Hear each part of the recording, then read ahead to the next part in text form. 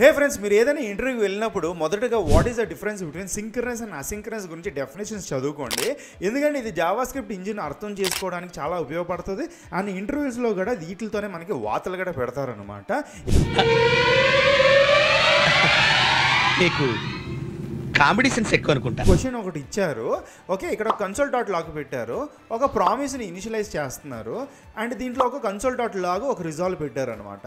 అలాగే ఆ ప్రామిస్ని dot దెన్తో call చేస్తున్నారు, అండ్ కన్సోల్ డాట్ లాగ్ ఏముందో లాస్ట్లో పెట్టారనమాట.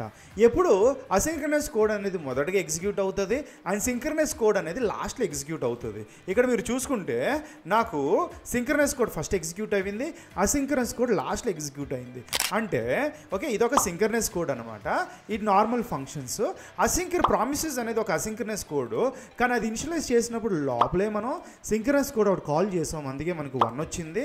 అండ్ ఇక్కడ రిజల్ట్ 2 అనేది వెంటనే ప్రింట్ అవుతుంది, ఎందుకంటే ఇది ఒక అసింక్రనస్ కోడ్ లాస్ట్లో ఎగ్జిక్యూట్ అవుతుంది. ఇక్కడ కన్సోల్ డాట్ లాగ్లో ఎండింగ్ అని వచ్చింది కాబట్టి ఎండింగ్ అని చెప్పి ఇక్కడ వచ్చింది.